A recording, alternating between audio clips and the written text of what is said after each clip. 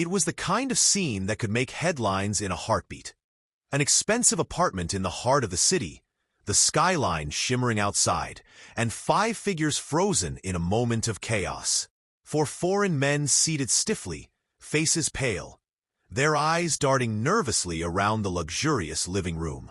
And in the middle of it all, a young woman, barely in her 20s, her eyes vacant and her lips sealed shut, as if she had swallowed every word that could explain the night's strange events.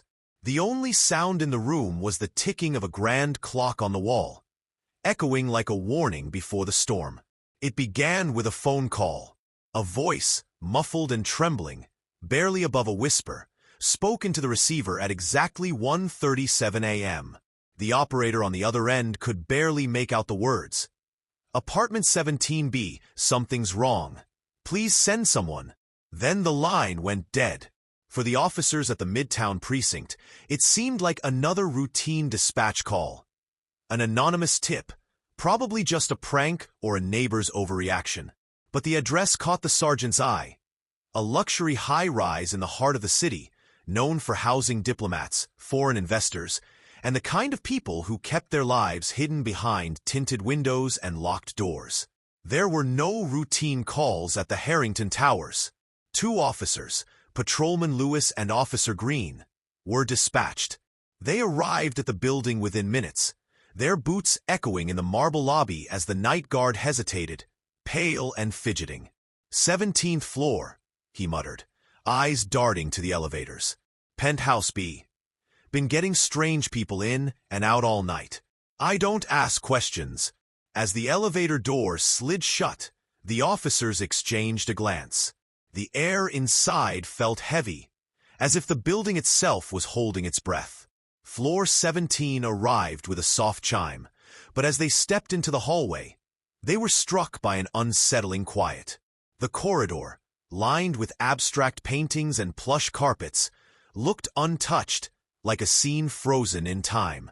They reached the door, 17B, its dark mahogany polished to a mirror-like sheen, a brass handle gleaming in the dim light. Officer Green knocked, firm and measured. No response. Another knock, louder this time. Silence. But then, a sound. Faint, almost imperceptible. A shuffle. A breath caught in the throat. A tension that wrapped around the door like a whispered warning. Lewis signaled, and Green's hand moved instinctively to his holster. Another knock, this time coupled with a command. "This is the police. Open the door." Still nothing. Protocol demanded they proceed cautiously, but something in the air, an unspoken dread, a chill that seeped into their bones, pushed them to act. They tried the handle. It was unlocked. The door swung open slowly, revealing a scene that would haunt them long after. The apartment was immaculate. The scent of expensive cologne lingered, mixing with the faint aroma of fresh flowers.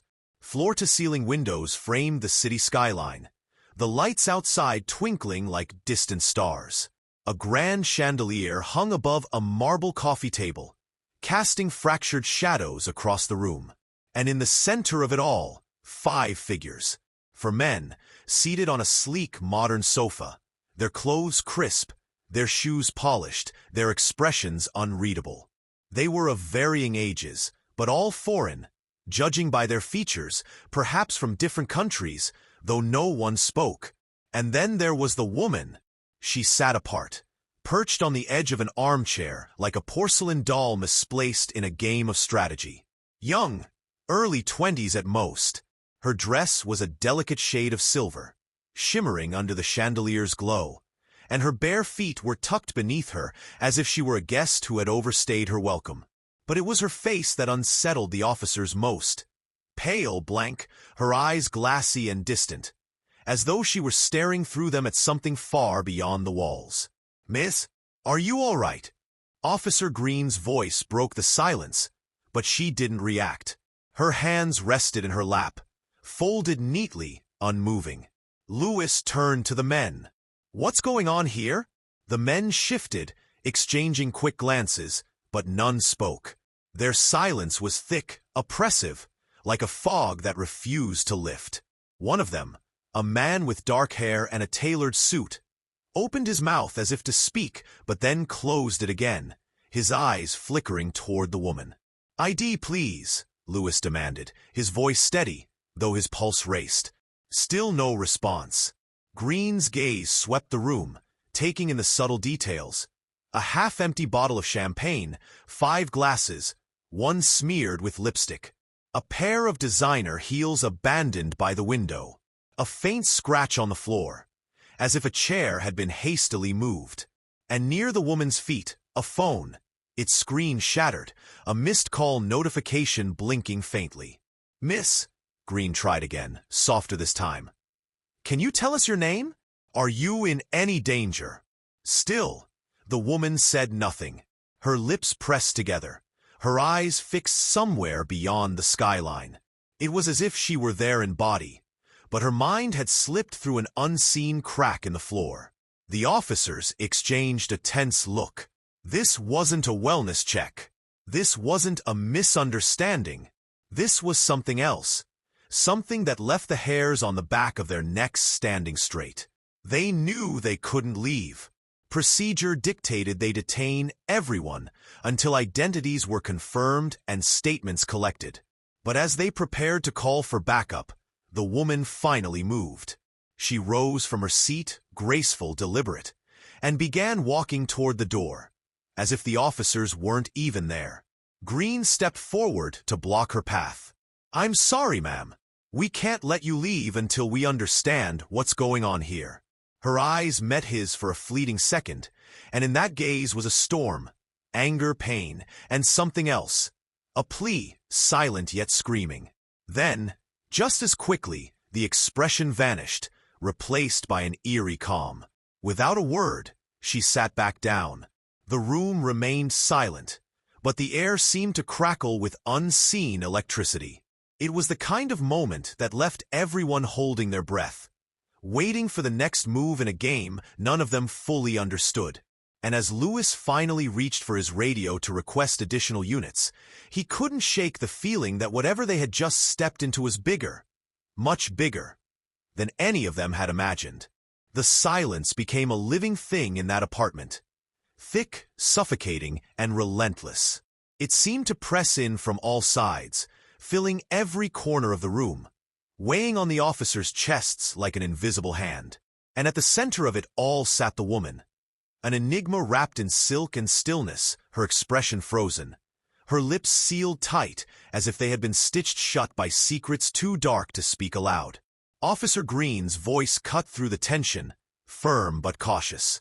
"Miss, we need to know who you are. Are you hurt? Are you safe?" The woman's eyes barely flickered. Her gaze remained distant, fixed somewhere between the chandelier and the skyline beyond the window. Her breathing was steady, too steady, as if she were holding herself in place by sheer will alone. It wasn't fear that radiated from her. It was something colder, heavier. A refusal. A choice. Officer Lewis tried a different approach, stepping closer, his tone softer now, almost pleading. "We're here to help you, ma'am. But you have to tell us what's going on. Who are these men? Do you know them?" No response. The 4 men exchanged glances, fleeting, sharp, loaded with unspoken messages. They sat rigid, their postures betraying a quiet unease. One of them, a man with a thin scar running along his jawline, shifted uncomfortably in his seat, his fingers tapping an anxious rhythm on the armrest. But when Green directed a question toward him, he simply shrugged, his lips curling into a faint, knowing smirk that sent a shiver down the officers' spines. "Miss," Lewis tried again, his voice more insistent, "you're in a dangerous situation here. If you're in trouble, we can protect you, but we need you to speak. We need to understand." Still, the woman sat unmoved. The only change was the subtle tightening of her hands in her lap, her fingers intertwining as if she were holding onto herself for dear life. It was then that Green noticed a faint tremor, barely perceptible, rippling through her shoulders. A shiver that wasn't from the cold. His instincts, sharpened by years on the force, told him this wasn't mere defiance. This was survival. A person doesn't choose silence in the face of law enforcement without a reason. Either she was hiding something, or someone was holding her in an invisible cage of fear. Lewis moved to the side, scanning the room once more. His eyes landed on a slim folder on the coffee table, partially tucked beneath a glossy fashion magazine. He reached for it carefully, lifting the cover to reveal a stack of documents. Travel itineraries, flight tickets, a list of names, most of them unrecognizable. But at the very bottom, in faint handwriting, was a name that made the breath catch in his throat. Anya Romanoff. "Is this your name?" Lewis asked, holding up the paper for the woman to see. But she didn't react. Not a blink, not a flinch. It was as if she were made of stone. The men, however, did react barely. A subtle tightening of shoulders, a flicker of tension in their eyes, like a pack of wolves sensing a threat. Green caught it too, his gaze narrowing as he addressed them directly. "How do you know her? What is your relationship with this woman?" Still no one spoke. The weight of the silence grew unbearable, stretching thin and tight like a wire ready to snap. Green could feel it in the room. The fear, the control, the dangerous undercurrent of something unspoken. This wasn't just a language barrier. This wasn't cultural misunderstanding. This was power. An invisible chain wrapped around the woman's neck, keeping her tethered in place. He leaned in closer to her, lowering his voice to a near whisper, a tone meant to reach through whatever wall she had built around herself. "Ma'am, please. If you can't speak, nod. Blink twice. Anything. Just tell us you need help." For the first time, her eyes flickered. Just a moment. A faint flash of something beneath the surface. Pain? Fear? A silent scream trapped behind her ribs? And then, like a fragile flame extinguished, the flicker was gone. Her gaze hardened, her body stiffened, and her lips pressed tighter. It was as if she had erased that brief glimmer of vulnerability, sealing it away where no one could reach. Green exhaled slowly, frustration gnawing at the edges of his professionalism. This wasn't just a woman who wouldn't talk. This was a woman who couldn't. Whether because of fear, coercion, or some unseen threat, he couldn't tell. And the longer they sat in that room, the clearer it became. Her silence wasn't just stubbornness. It was survival. Lewis called for backup. They couldn't risk letting anyone leave. The apartment had become a crime scene in waiting, a powder keg of tension and unanswered questions. As they waited, Green tried once more, softer than before, barely above a breath. "We can help you, ma'am. But you have to trust us. You're not alone." The woman's eyes met his for a brief, fragile second. And in that fleeting connection, Green saw it. Behind the glassy surface, behind the vacant stare, there was a storm raging inside her. A story waiting to be told. A truth begging to break free. But for now, all they had was her silence. And in that silence, the questions multiplied like shadows in the dark. The sirens wailed faintly in the distance, growing louder as backup units closed in. The once quiet penthouse now hummed with an uneasy energy, as if the walls themselves were holding their breath, waiting for the inevitable to unfold. Lewis and Green exchanged a silent nod, their training kicking in. Lock down the scene, separate the individuals, secure evidence, before the threads could slip through their fingers. As additional officers entered, the 4 foreign men were swiftly divided, each seated in a different room. Their passports were confiscated, their belongings bagged for evidence. Yet, even as they were questioned separately, the same pattern emerged: silence, half-smiles, and an air of practiced indifference. They spoke in fragmented English, offering vague answers. "No problem. She is friend. We have party." But there were no specifics, no dates, no reasons for their presence, no explanations for the woman's haunting stillness. It was a wall of rehearsed denials, deliberate, controlled, and dangerous. Green, flipping through the documents on the coffee table, felt the weight of something bigger than what they had walked into. The travel itinerary showed recent entries into the country from different corners of the world: Dubai, Istanbul, Paris, and Moscow. The men had arrived within days of each other. An orchestrated convergence, not a coincidence.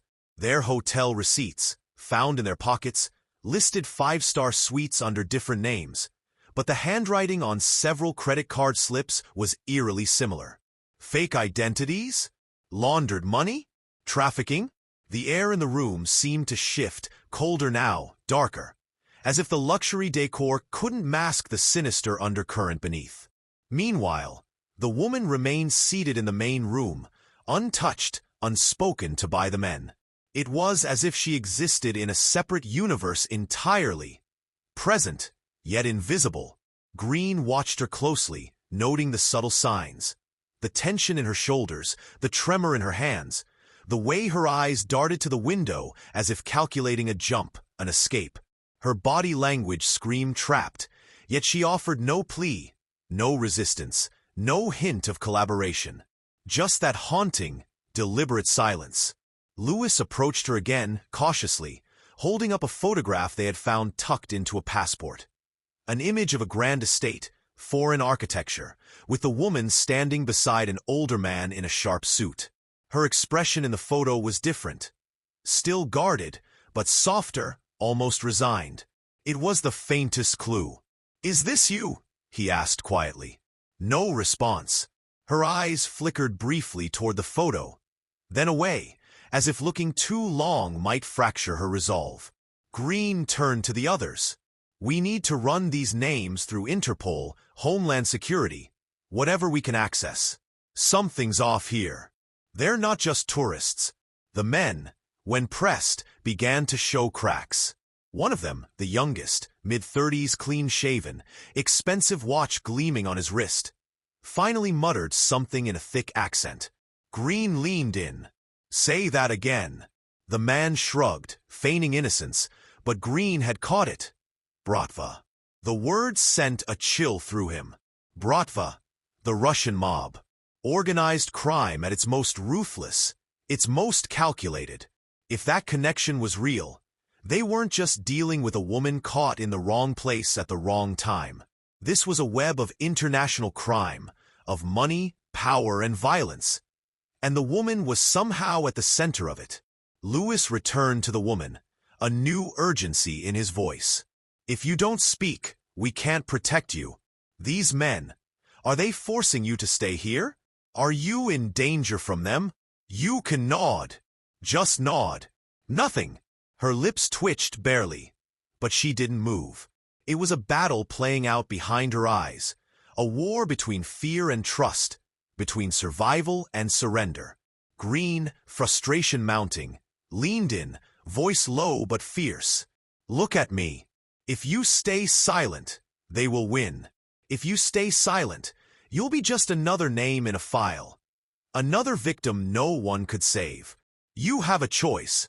Right now. Choose." For a split second, it seemed like she might speak. Her mouth opened slightly, breath hitching in her throat. The officers leaned in, ready to catch the words, the confession, the plea. But the sound that broke the silence wasn't her voice. It was the sharp ring of a phone. The woman's eyes snapped to it, wide with panic.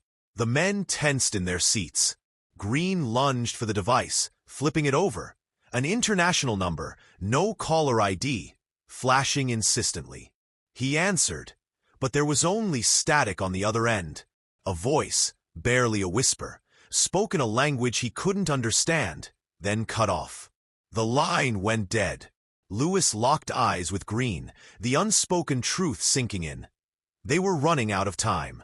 This wasn't just a case of a woman refusing to talk. This was a race against something much darker, much more dangerous, something closing in with every passing second. And still, the woman sat in her chair, a fragile figure against the luxury of the room, her silence now a loaded gun pointed at everyone in that apartment. As the night deepened, The apartment transformed from a scene of confusion into a labyrinth of dread. Officers moved cautiously, their radios crackling with updates. Backup units had secured the building. Nobody in, nobody out. Yet the sense of safety was an illusion. Green and Lewis knew it. The tension in the air wasn't just the aftermath of a chaotic scene. It was the warning hum of a storm that hadn't yet struck. Green paced the floor, eyes flicking between the silent woman and the foreign men, each in separate rooms now. Their faces wore the masks of indifference, but their bodies told another story.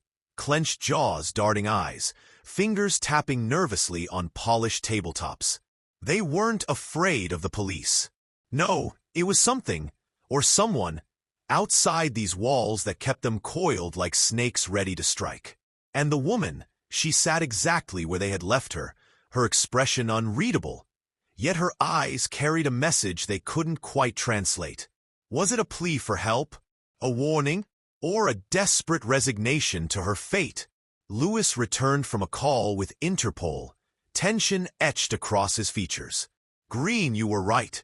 These men, 3 of them are flagged in various countries. Smuggling, money laundering, suspected trafficking. But no convictions, no fingerprints in the system here, though. They're careful. Ghosts. Green exhaled sharply. And the woman? Lewis shook his head grimly. Nothing. No ID. No match. It's like she doesn't exist. A knot twisted in Green's gut. It wasn't just that she wouldn't speak, she couldn't. Every sign pointed to a woman ensnared in something far larger than themselves. But the clock was ticking, and he could feel it. Something was coming. A sudden, sharp knock on the apartment door shattered the quiet. Every head snapped toward it. Green's hand instinctively reached for his weapon. The knock came again, measured, deliberate, too calm for an ordinary visitor. Lewis's voice was low, urgent. Who the hell would be knocking at a crime scene this time of night? Green signaled for silence. He approached the door cautiously, peering through the peephole. Nothing. Just the dimly lit hallway stretching empty in both directions. He motioned for 2 officers to flank the door. Slowly, carefully, he unlatched the bolt and cracked it open. Just an inch. A small, cream-colored envelope had been slipped beneath the doorframe. Green's pulse spiked. He snatched the envelope, flipping it over in his gloved hands. No markings, no return address. Just a single word, handwritten in precise, flowing script across the front. Silence. His stomach turned. He tore it open carefully, revealing a folded slip of paper. One sentence, typed in neat font. If she talks, she dies. So do you. Green's heart thundered in his chest. He exchanged a look with Lewis, sharp, unspoken dread flashing between them. This wasn't just a case of a woman in trouble. They were in the middle of a war zone they couldn't see, fighting an enemy that had already slipped inside. Lewis scanned the hallway once more, still empty. But Green felt it. The eyes watching from the shadows, the presence lurking just beyond reach.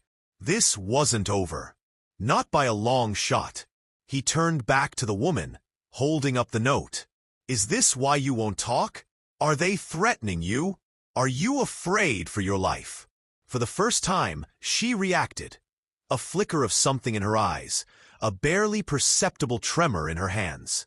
Her breathing quickened, a shallow, rapid rhythm that spoke of fear barely contained. Green took a step closer, lowering his voice. We can protect you, but you have to tell us what's going on. Please. Her eyes darted to the note, then to the door, then back to Green. There it was, the fear. Raw, unfiltered terror shining in her gaze like a flare in the dark. And then, she did something that sent a cold wave through the room. She shook her head, a barely there movement, almost imperceptible. Not a refusal to cooperate, but a silent warning. Stop. Don't push. You don't understand. Green's throat went dry. The threat wasn't just a possibility. It was real. They had stepped into a minefield, and the first trigger had been set. Someone out there had eyes inside the building, knew exactly where they were, and had the power to reach in at any moment. Lewis's voice cracked through the haze. "Green, we have a problem. There's movement outside the building. Unmarked cars. 3, maybe 4. They're circling." Green felt the blood drain from his face. The woman, still seated, still silent, suddenly looked so fragile, so small. Yet the weight of her silence was immense. It wasn't just her own life she was holding in her hands. It was everyone's. The officers tensed, weapons at the ready, adrenaline surging. They had walked into something far bigger than they had anticipated. And as the cars outside loomed closer, engines idling like predators waiting for the right moment to strike, Green knew one thing for certain. They were running out of time. And the woman, the silent figure at the heart of it all, held the key to it all, if only she dared to speak. The seconds seemed to stretch into an eternity. The low hum of the city beyond the windows was drowned out by the sharp pulse of tension inside the apartment. Officers stood frozen, weapons gripped tight, eyes flitting between the silent woman, the foreign men, and the growing threat outside. Green's phone buzzed, an urgent update from the team stationed below. Black SUV, tinted windows, parked directly outside the building. No plates. Another approaching from the east. "Do we engage?" Green swallowed hard. Every instinct told him this wasn't just a random collection of criminals. It was a coordinated, high-stakes operation, and they were right in the middle of it. If they made the wrong move, it wouldn't just be this woman's life in danger.